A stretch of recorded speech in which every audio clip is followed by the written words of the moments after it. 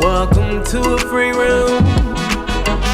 My name is Brennen, and I'll be the you for you.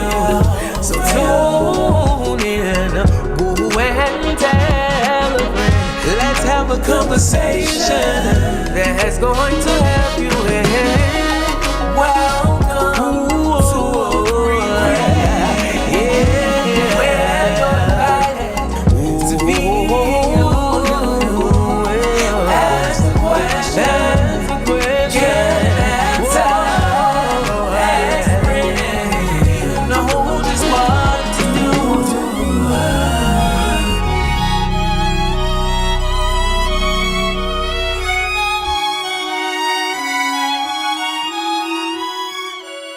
Y'all, welcome back. We are on another episode of Brennen's Room. I'm extremely excited. I'm overwhelmed. I am peacock proud. I'm inspired. I'm moved. I'm motivated.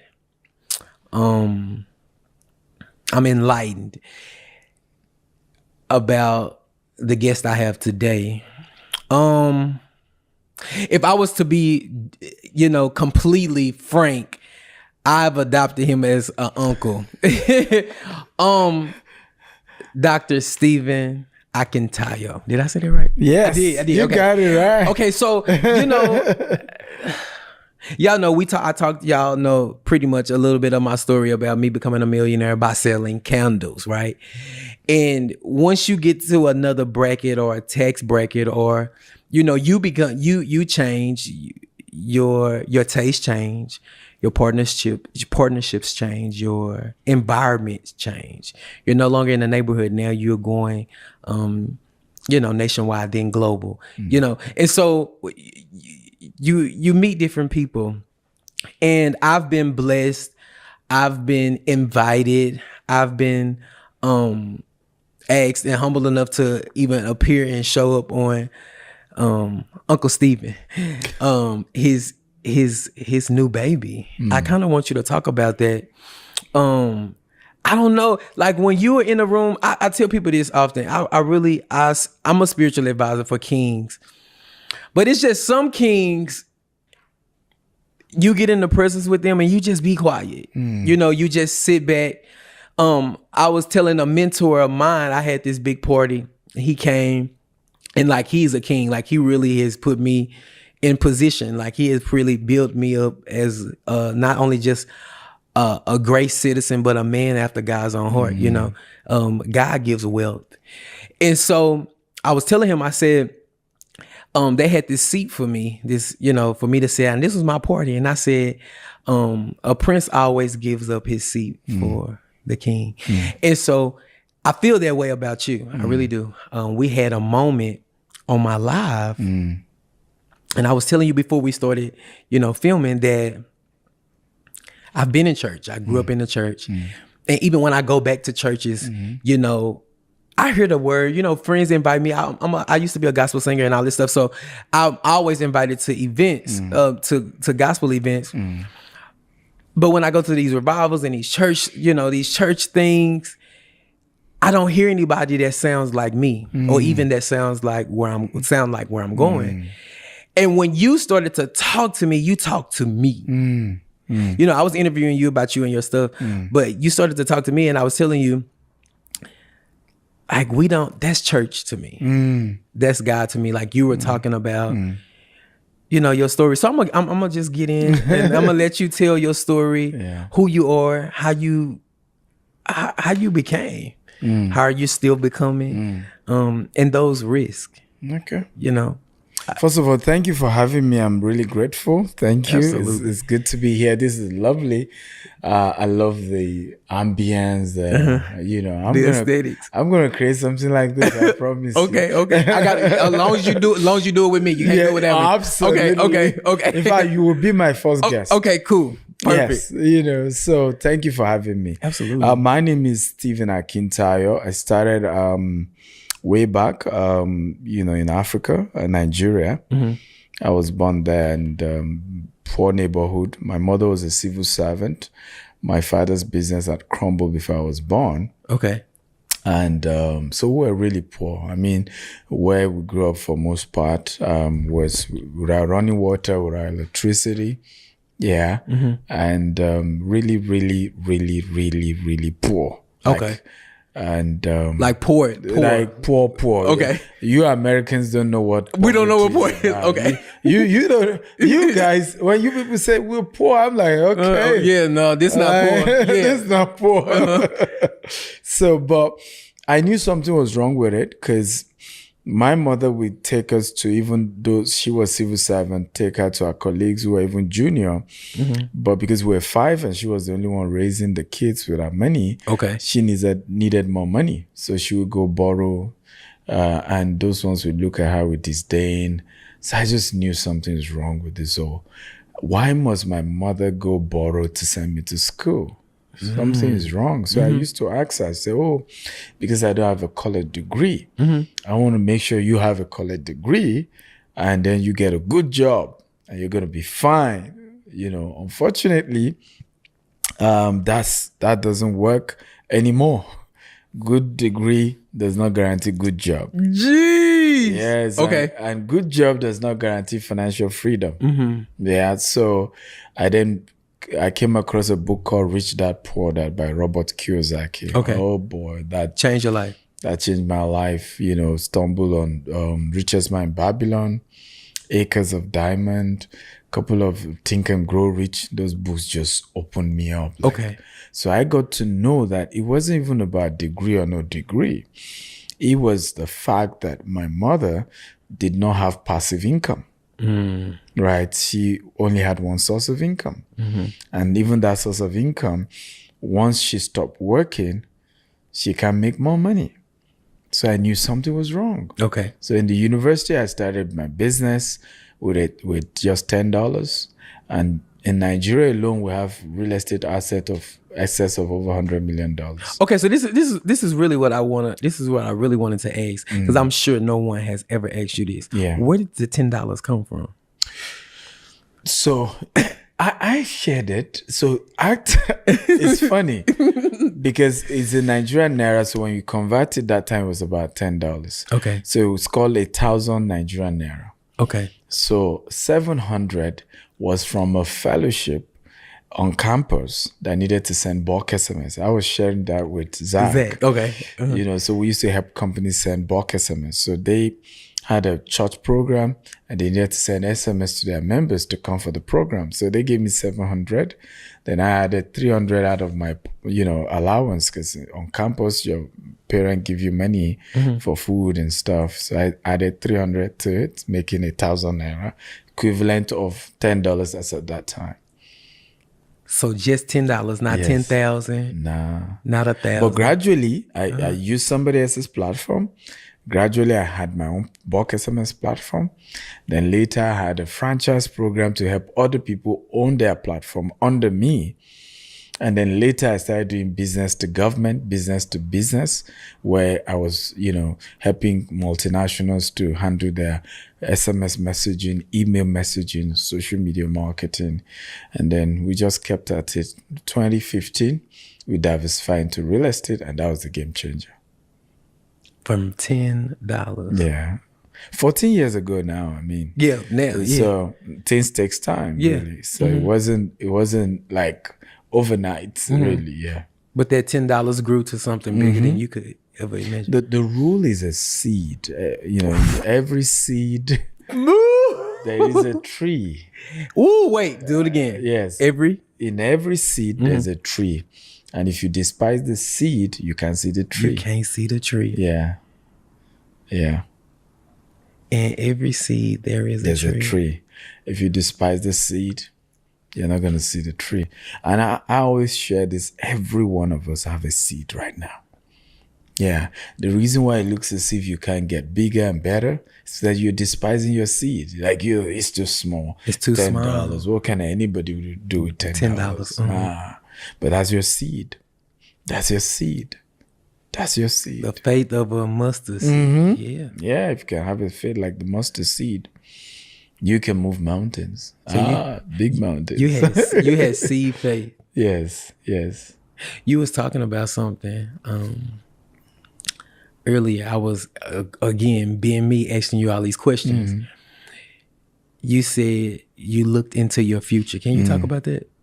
Yeah, so I was dating a lady, and one day we were into this heated argument, and it was like my futures flashed before my eye that, hey, because I 2008, I did a 50-year goal plan. Yeah. And I encourage your viewers, you guys need to start a goal plan. Like, where do you want to be? Just write it down. Forget if money. How can you think 50 years though? How can you think that far into your So what you want to do is fantasize. I tell people, when you want to do this, just tell yourself, money is not the problem. Connection is not the problem. What do I want to be? But you can't say that because you are a visionary. You can see for real. You can, it's like me saying, I can see da-da-da-da-da, because I can see things. I'm a seer. I see into the future. I can do all this stuff. Yeah. You can't say that.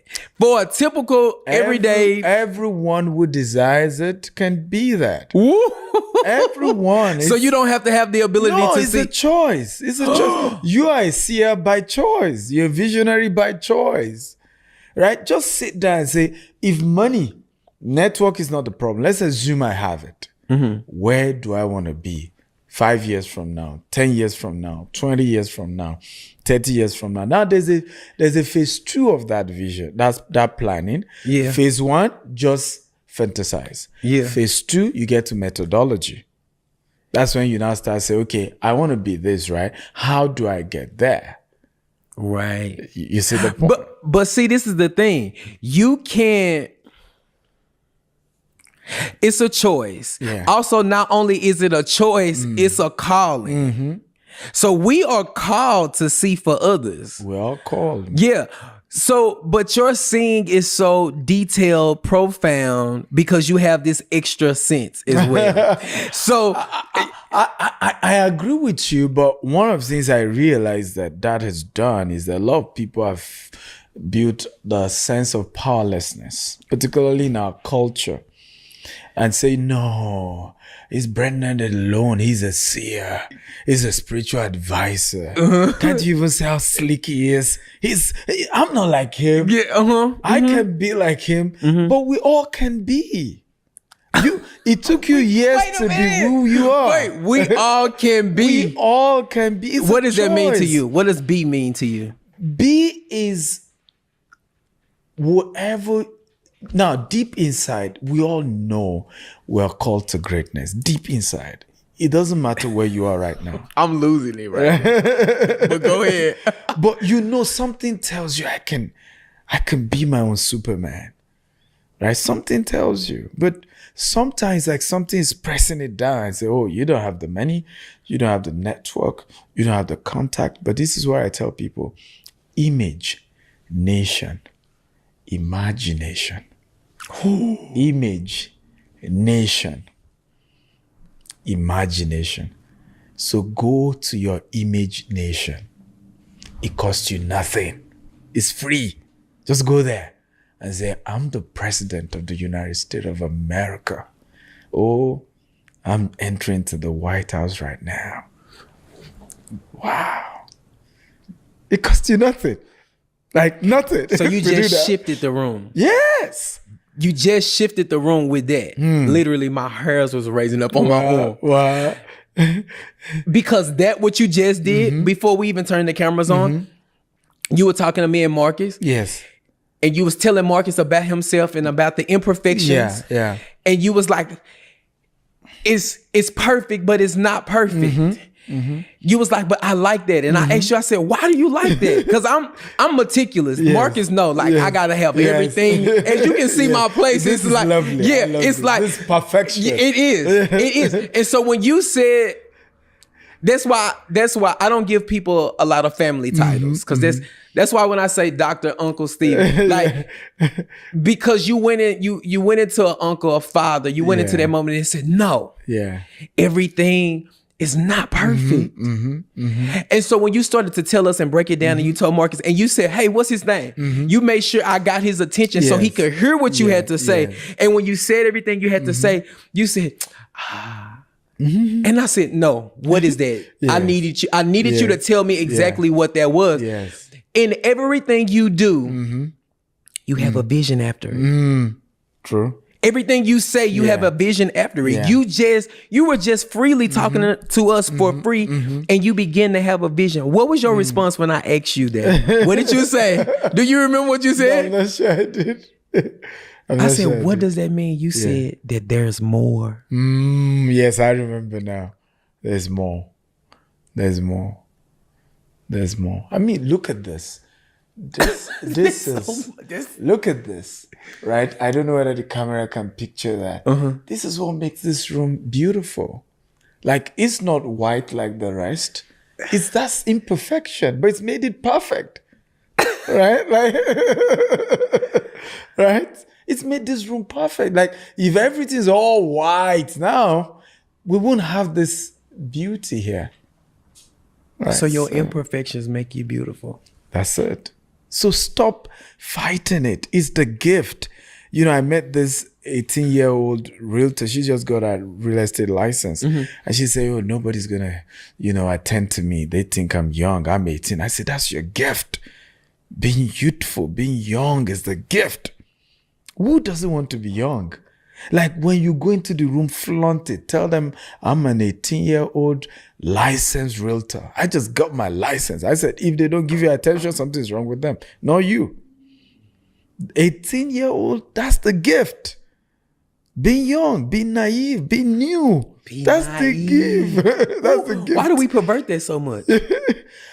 Being naive. I think it's because the universe is telling us, and this is why people are getting depressed. This is why you're seeing people even complain about Instagram. Teenagers are struggling because now all they see is perfection, and they don't know that if you meet these people in real life, I mean, Kardashian isn't as perfect as the picture you see on Instagram. So now you see your real self every day. You're like, oh no, I'm not like, oh, I wish. No, you're perfect. You're perfect. You're good. You're imperfectly perfect. Oh, preach it. preach it. Yes, absolutely. But you see, we don't have enough of you to feed us. Why is that? Because many of us haven't decided to rise up. Why are they We all afraid? have to rise. And I think it's the same thing with discussing. Everybody just feel, I'm not perfect. I'm not perfect. So I can help anybody else. I'm sitting with a multimillionaire, and you're telling me, a multimillionaire is telling me, don't be perfect. Being naive is good. It's good. What am I enjoying about coming to America and people are saying, I just got a 54-acre property and we're starting our first estate. And I told the team, I said, this is just an experiment. I want to get over 100 acres and I want to build a city. And the two, they all went mad like this guy. Yeah, you see how I'm looking at you like right now? Because you're saying 50 acres like it's, a leisure. Yeah, because I mean, we have almost 50 hectares in Nigeria already in different locations. So I'm used to large land. You're used to big things. Yes, I'm used to.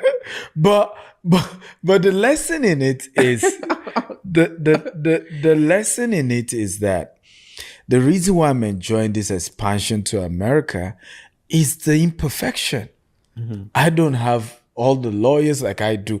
I have more than 10 lawyers in Nigeria. I have tens of accountants. It's a whole army for my business. Now here, I'm new, I'm naive. I'm enjoying it like, oh, let's do that again. Let's start new. Yeah. That's the way it should be. And that's why Jesus said, look, if you can just be like these little ones. Zach, be quiet. You're the imperfection in the room right now. Just go back to being a child. Just go back to being remembering naive. the kid in you. Yes. And this world will be perfect. Really? If you can't laugh at yourself, something's wrong with you. Like, why must you be so perfect that people can't laugh at you? Like, I enjoy when people mock me. I'm like, okay, now you're talking to my God to make me. You gotta mock me for God to make me. So go ahead, mock on. Let's do this. You reminding God. Yes, you are doing so. So please keep mocking me, man. I like it. Somebody came on the live. Yeah. And Zach told me, you shouldn't have said that. And I said, no. Somebody came on the live and they said that you were being fake because of your dialect. Yeah, yeah. And you said, no. Nah. and it moved me in such a way because you sit in your show, you talk from your shoulders. I was taught as a young boy to stride, stand and be firm in what you say. And I haven't met a lot of men here in America that do that, which is kind of strange. Wow. But you your chick. No, you said no. And for me, I was so moved because I was like, just the no. You said, I'm not.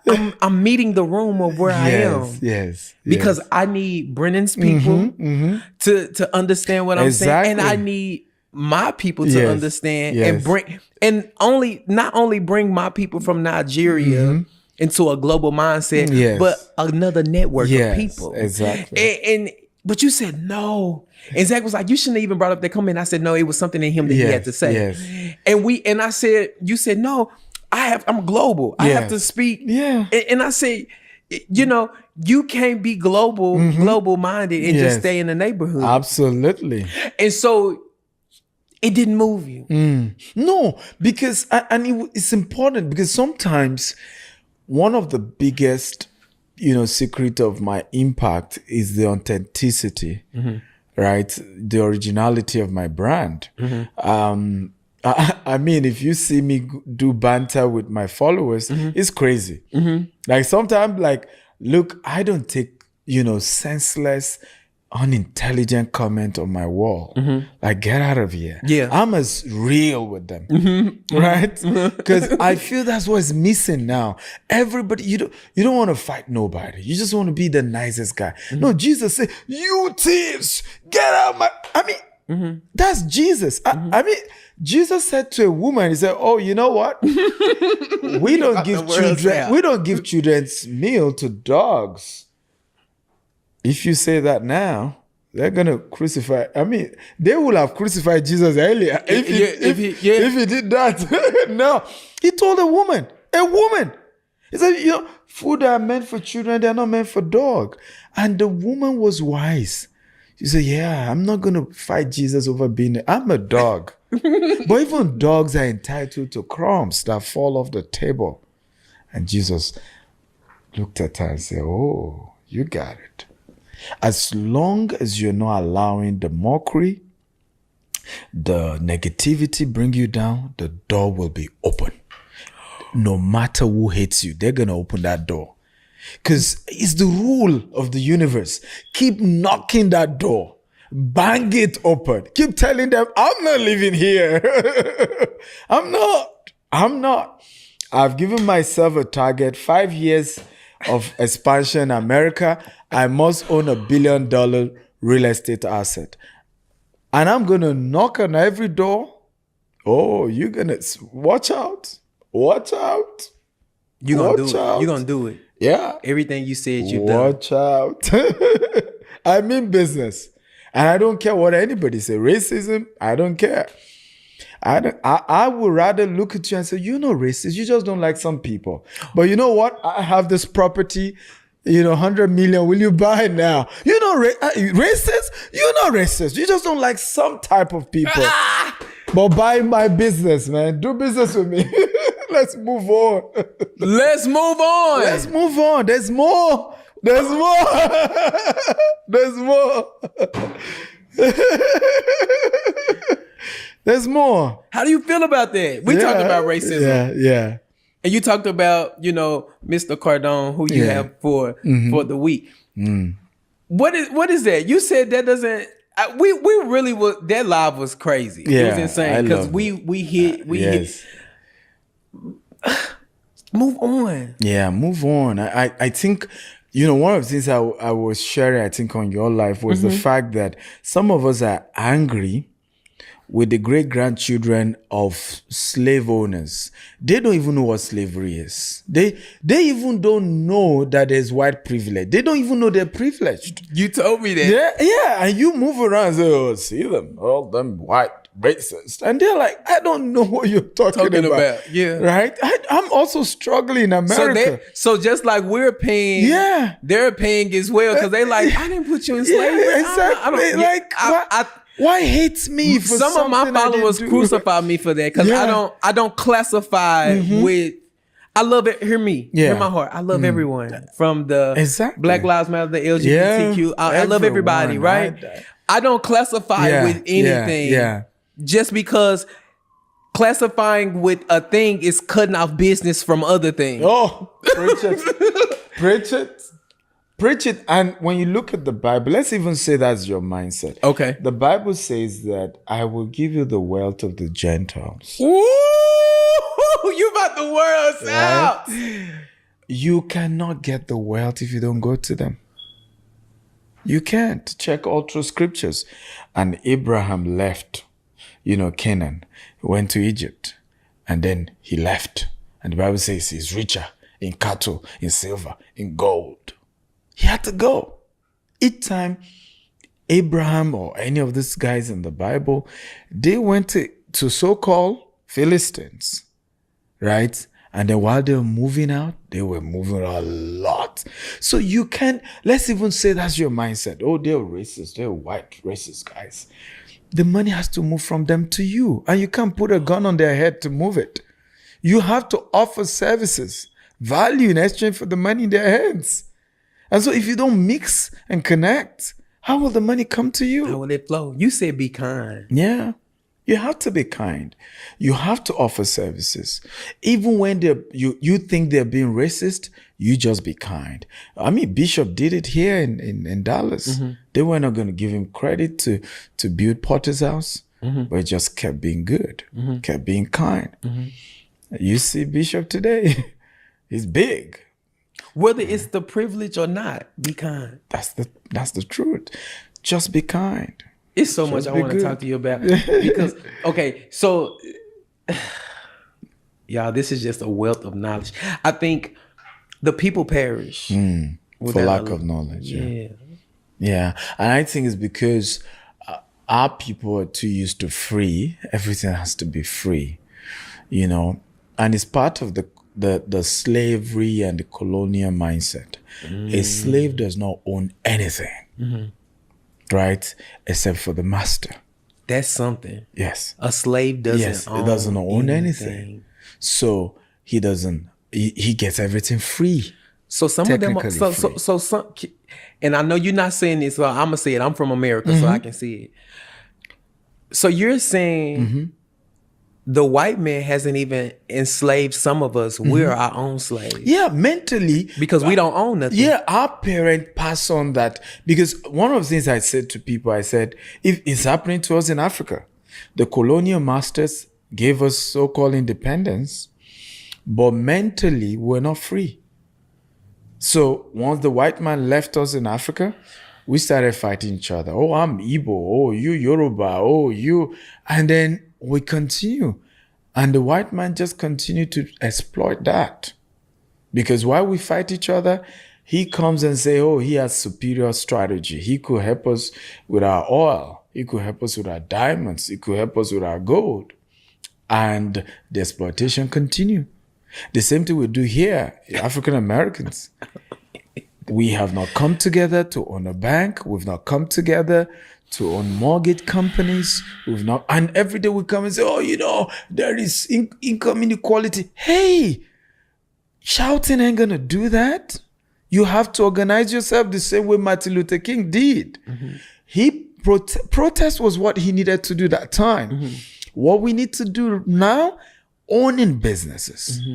Coming together and building platform for people to be able to build wealth, sharing like we're doing right now, to change the mindset of our people. I want to have conversations with Oprah to tell me, how can the next African American Oprah emerge? How can we have 5 Oprah? right? That's the conversation. But you know what I live about? Oh, it's a passage in the Bible. Yeah.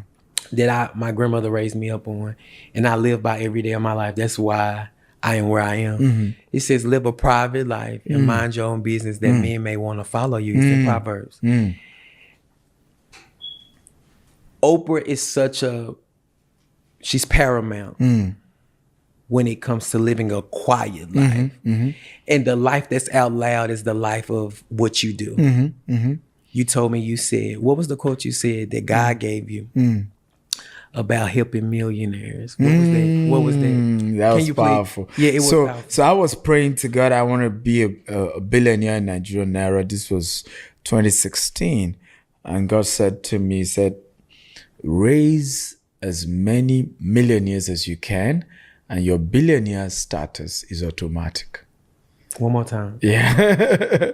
Raise as many millionaires as you can, and your billionaire status is automatic.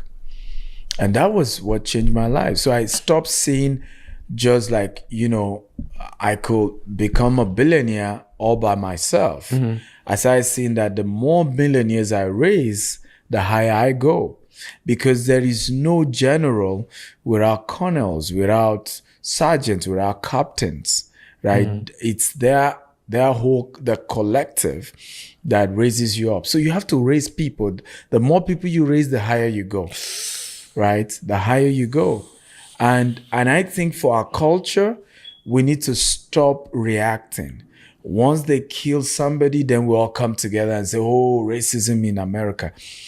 I think we need to be better organized than that, right? We need to begin to teach our people such that listen, if you live in the richest neighborhood, let's assume the richest neighborhood, I don't know where it is. Highland Park in this area, or Hollywood. Highland Park, right? Let's assume the owner of the entire land is a black man. Is racism possible in that land? Because the owner is black, right? So we cannot end racism until we end poverty among black people. And that's the real major work we need to start doing. And when I say end poverty, I'm not saying give them food. I'm not saying, handouts, which we do a lot of that. No, I'm saying, empowerment programs. I'm saying, how can the richest amongst us begin schools in the area of their field? Like I have school in real estate because that's my field, so that I can raise more millionaires in the real estate sector. Can Oprah have school in media to raise the next generation? Can Tyler Perry have school? Right? These are the people that you are talking about. I don't know if Zach, did you tell him that these are the people that I role model myself after every day? I wake up and I read these people. I read every day. And so the fact that you're in my room and I'm mentioning and you are mentioning yes. So that's the model we need to start. Like all of everyone who is African or African American that is doing well need to say, you know what, I need to replicate myself, because that's what the white folks did. But will we listen? We will. I'm starting the movement.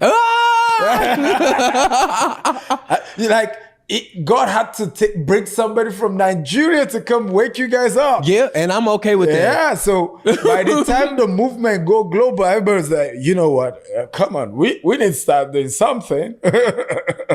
If he could come all the way from Nigeria and he's doing this massive move. And you believe that big. Yes, absolutely. Absolutely. So for me, is the mindset has to change. I get really upset when I see a lot of our people just play victim, because I didn't have that luxury in Nigeria. There's no white guy in Nigeria to blame for why I'm poor, right? You have that luxury of, and I don't have running water. I don't have electricity. I don't have good internet. You didn't have anyone to blame. Yeah, I don't have anyone. You guys have good water, electricity, internet. I mean, to open a registered company in America is like $200, $300. I'm like, and man, it's so fair. In Africa, you need to know somebody that knows somebody. To even get license, you need to know somebody that knows somebody that knows somebody. I'm taking notes for myself. But here, you just do things. As long as you follow the rules, you got it. So you said, I'm trying to, I want to get through the whole thing. Yeah. I don't want to be selfish and hog, everything for myself because it's for you guys.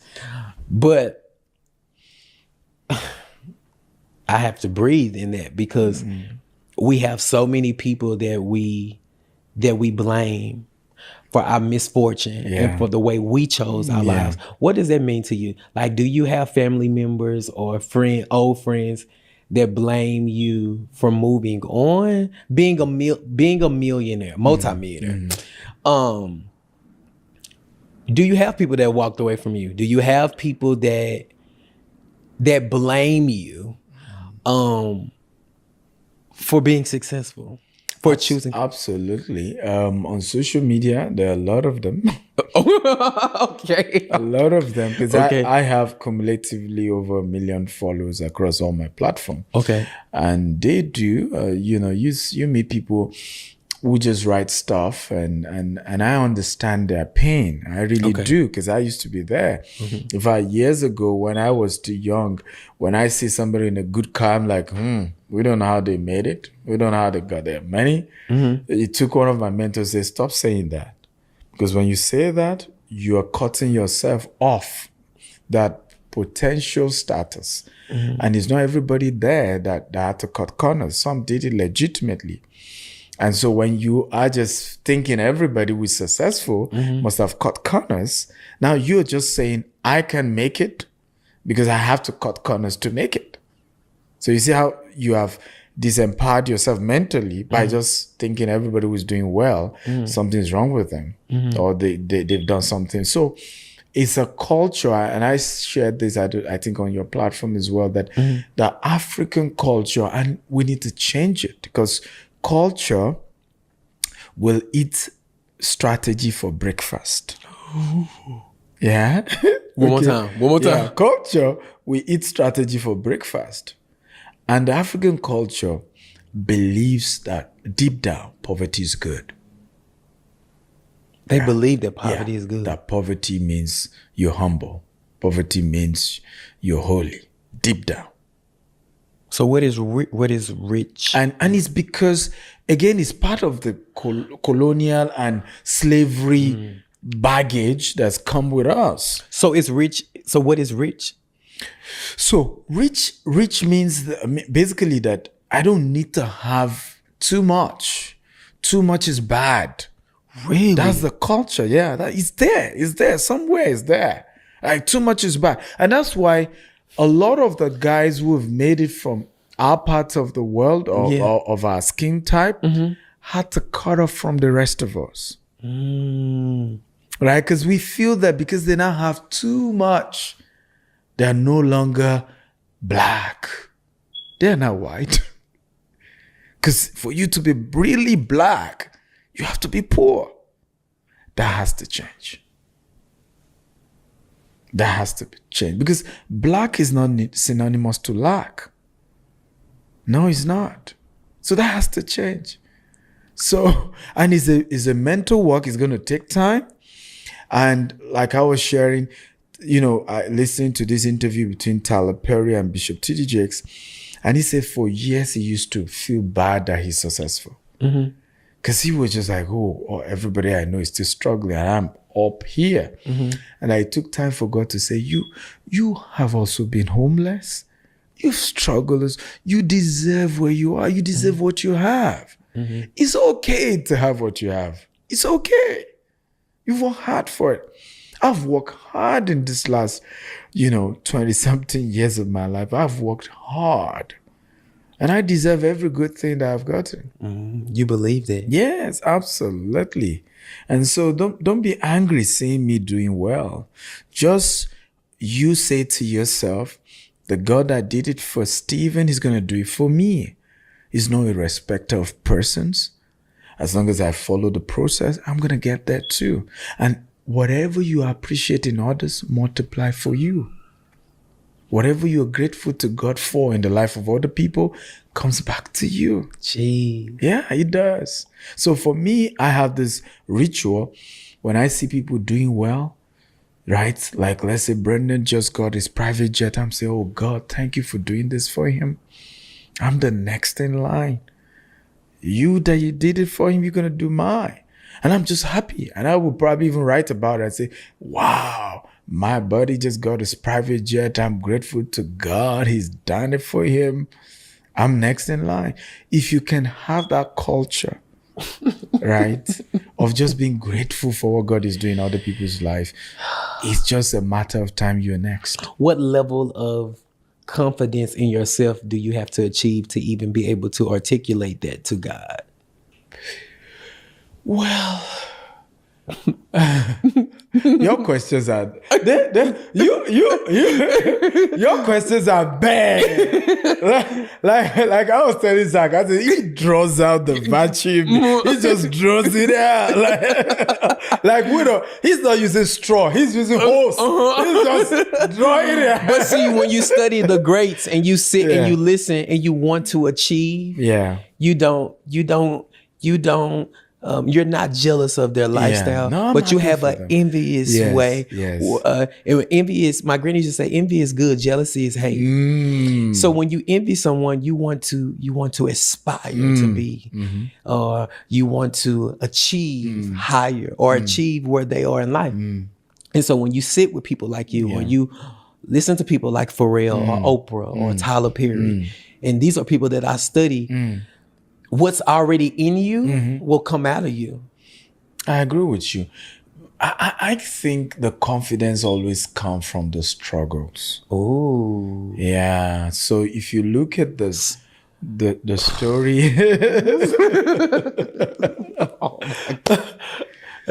if you look at the story of David, right? So David in the Bible, when he was meeting Goliath and everybody said, you can't do it, he said, hey, calm down, guys. I killed the bear and the lion. Now, they may not be as big as this guy. But oh boy, the God that helped me to do that, he's going to deal with this guy. Right? So what has helped people like me is that I've been through a lot. And if God could help me then, he will even help me now. So the confidence often comes from the struggle. And that's why stop hating the struggles and the challenges you've been through, because that's where all the virtues will come from. You're building muscles. It's like the goal. Yo, what? You're building your muscles, right? All the trials and tribulations is building your muscles. When you look at the gold, when you see a raw gold, right, you can throw it away. But that gold has to go through fire to be purified, to come as pure gold. Pure gold. So the better the purity, the higher the carats. So, 21 karat, 24 karat gold is the purity. And what makes you purify is the process, is the struggle, is the journey. You get to a point, and that's where people like, Oprah, Bishop T.D. Jakes, and Tyler are, where you've been through so much. And now you see all this stuff, you just smile at trouble. You're like, oh, the one that happened the last time, 20 years ago. I use it to move to the next level. Even this one, I'm going up. But a lot of us who haven't embraced those challenges, we're still fighting it. We're still saying, don't tell anybody that I had a baby out of wedlock. Oh, some people had all that struggle, still made it in life. Still made it. And it's the stuff that they don't even talk about, tell nobody about. Yeah. And I'm sure you have things that you don't tell anybody about that you've overcome to get where you are now. And so, but we all just see, the glitz and the glam of you, Yes. And you'd be like, he doesn't understand what I'm going through. Right. He doesn't know. He haven't been there. He hasn't been there. But you can't be here without being here. Right? Only the grave starts from the top. only the grave. Everything else in life starts from the bottom. What are you saying to me right now? So basically, except you won't be dead, you better start from the bottom. Okay, I'm gonna move on. I'm gonna move on. You said something to me, kind of Yes. stuck with me. Yes. You said, "Hey, you got to meet my wife," Yes. and you said, and you said it with such. You were so like vibrant when you said it. You felt like fun. Yes. And you was like, you would love her. You would love her. You said, are you married? And I told you, I said, no. I'm saying, you said, no. You got to get you somebody quick. It's gonna make you happy. It's gonna make you happy just like her. What does that mean to you? What is that? So I tell people my wife is a better version of me. Like if you're looking for a good person, that's my wife, right? I'm like the bad cop. My wife is the good cop, right? She's good inside out, genuinely good, and patient and amazing. And what I'm for the women watching this, the greatest gift you can give your husband is peace of mind. Just peace of mind. You said we as men, we want peace. We just want peace. Like, that's the greatest. I've met more beautiful women. I've met more intelligent women. I've met, but none compared to my wife, because she gives me what they can give me. And that's what? Peace of mind.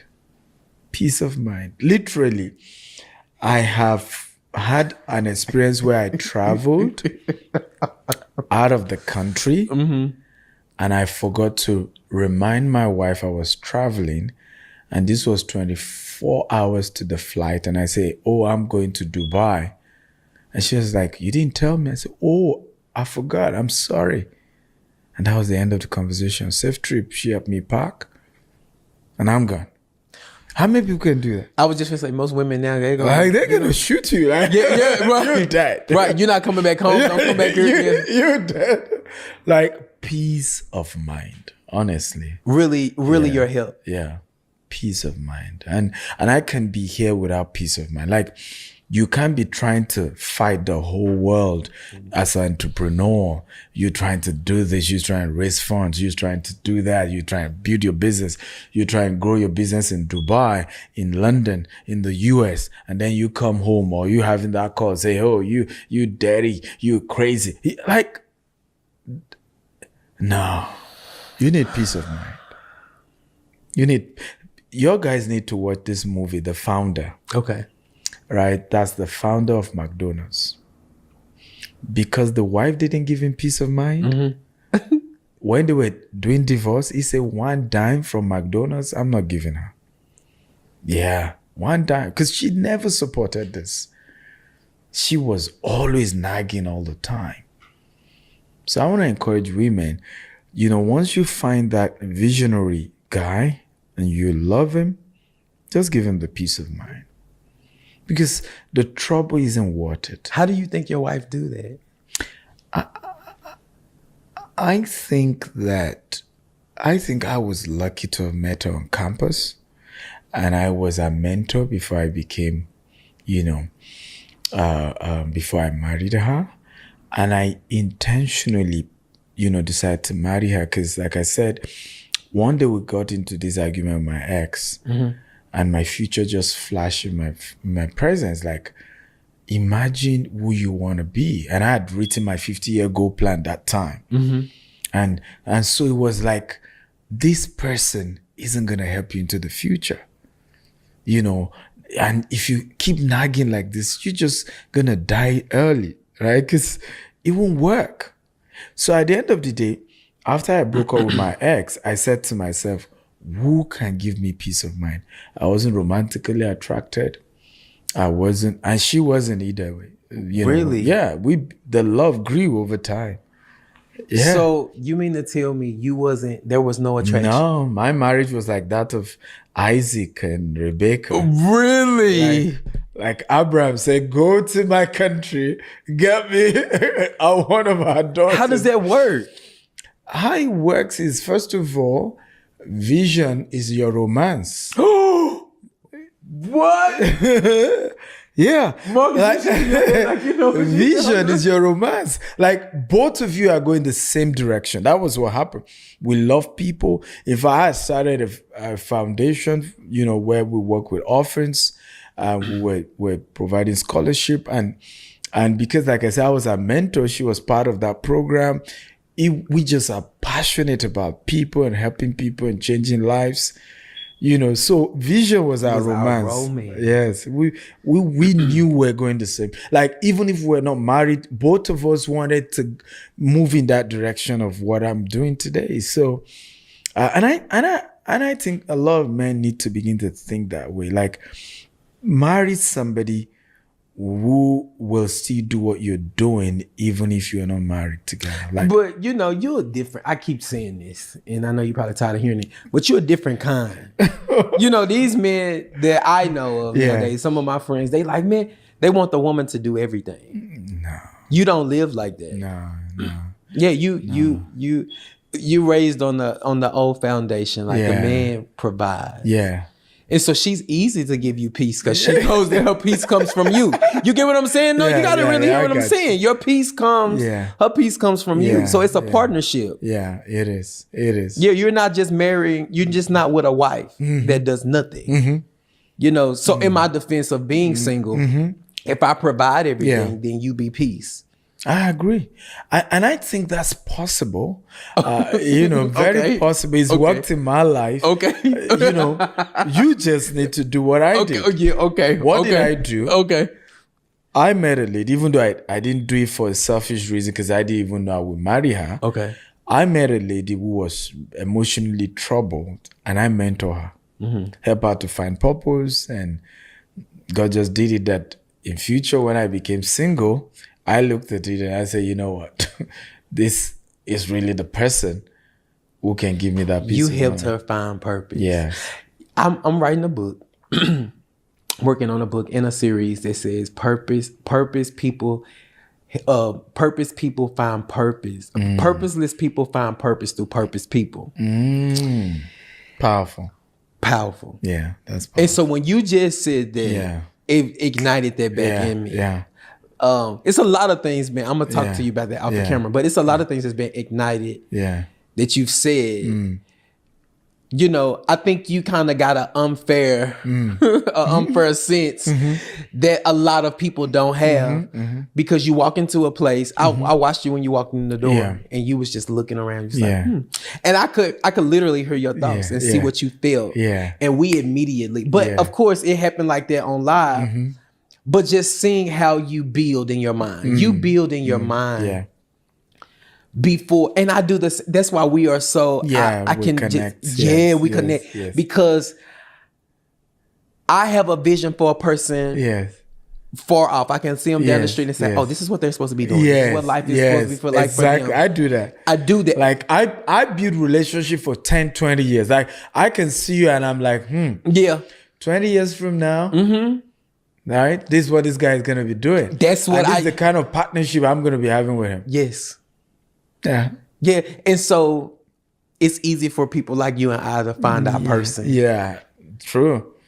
From business, our business person. Very true. But I believe, and not even to switch, but I believe God really led you here. Like I believe, if there's no if there coincidence. is nothing but two people that show up to the conference or to the festival, purpose led you here. Absolutely, I agree. And absolutely, it is. You mean it.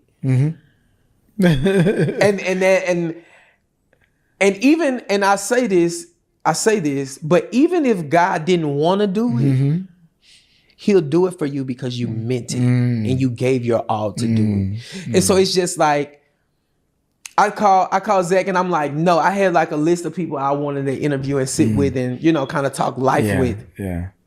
But I was like, why didn't Zach was like, well, I didn't think you would want him on your show. And I'm like, are you kidding me? Like, the people but this it felt like I was talking to me. Wow. I had calls and Wow. people was like, Wow. that felt like you was talking to your own self. Wow. That's a thing. Wow. Because if we can get up every day and look in the mirror and tell ourselves, okay, this is what we're going to do today. This is what's going to happen. This is what's going to happen 10 years. See, I'm not advanced as you to say 50 years. Yeah. But if I can give myself 5 to 10 years and say, okay, after that 5 years to reassess and say, okay, we did this, and this. Okay, now let's carry this out. Yeah. Because you have, you're big.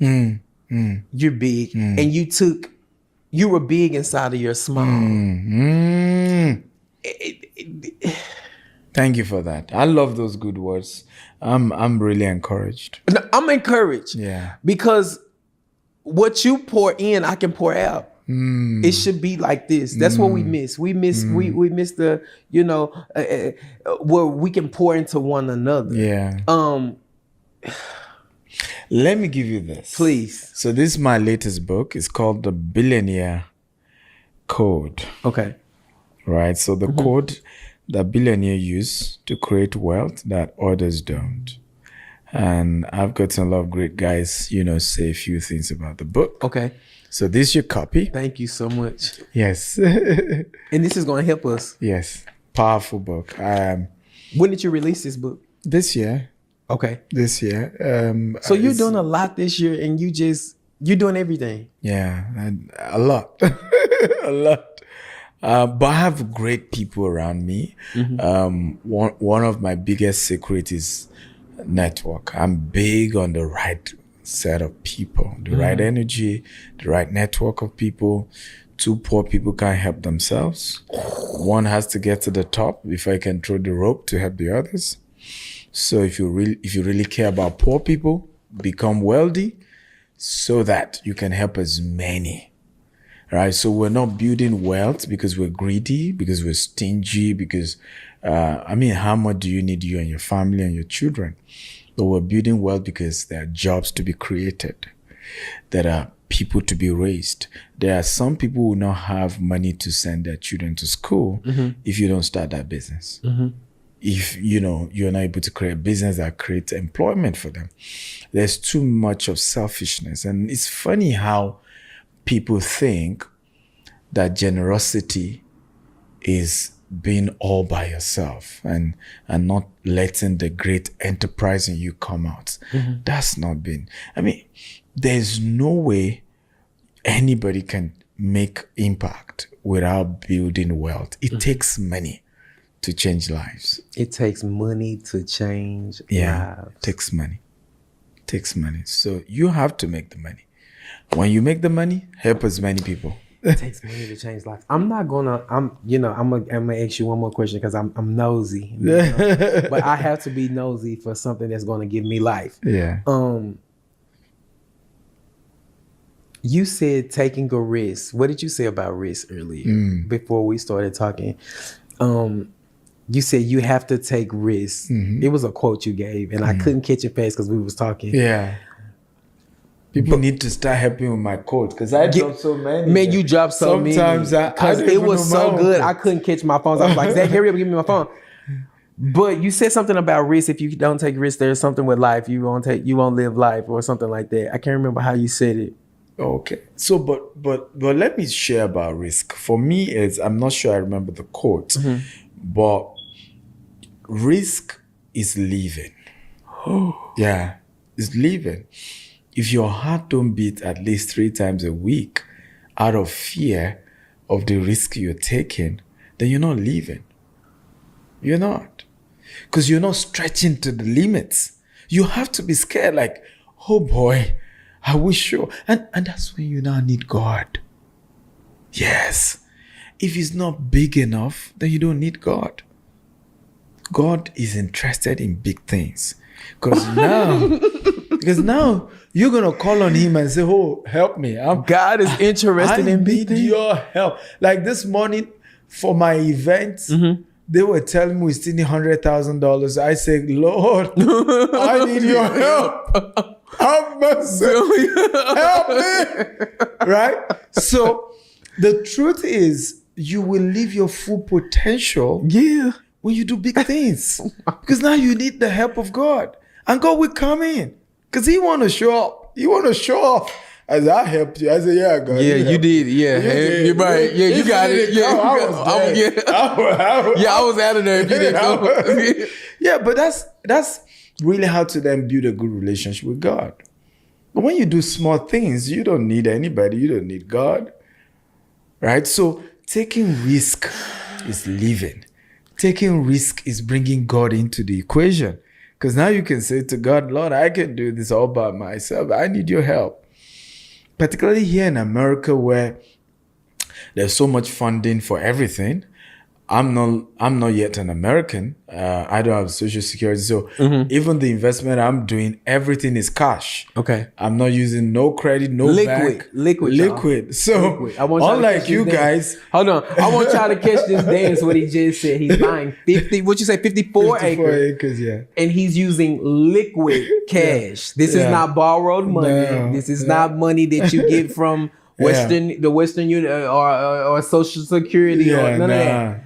This is liquid. Yeah. We're not gonna get into what liquid means, but because that's a whole nother story. I mean, the first time I came to the US and they stopped me at the point of entry, I remember I had to look at the guy. I said, Google my name. Like, I'm helping America. Yeah. I'm bringing my liquid you spend here. Yeah. Come on. Yeah. Not everybody from Africa is broke. Wait, hold on. Come on. Or scamming. Can we say that too? Or scamming. Yeah. I'm bringing my liquid to spend here. Hold on. We gotta catch this.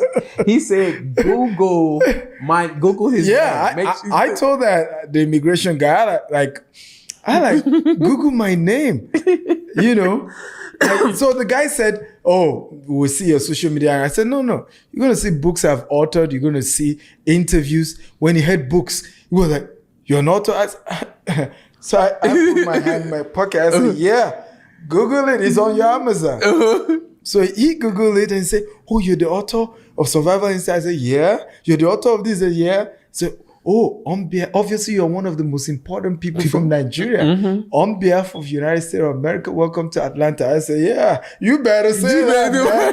You say that. You say that. Liquid. Again. Wow. We play a game. We play a game here on my platform, on my show. And basically I give you words. And you tell me what those words mean to you. So the first word I'm gonna say is poor. Passing over opportunities repeatedly.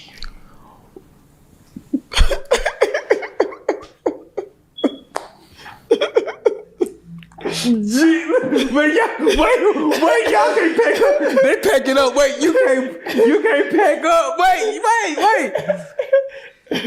Yeah, passing over opportunities repeatedly. Poor. I'm gonna breathe and take that in for myself. Wealth. Transgenerational. Paying people when you're long dead. Paying bills when you're long. Like, your ghost is making people rich. like your ghost is saying, hey, I'm going to make you a millionaire. That's wealth. Yeah, that's wealth. Global. So, being in one place and you are felt everywhere.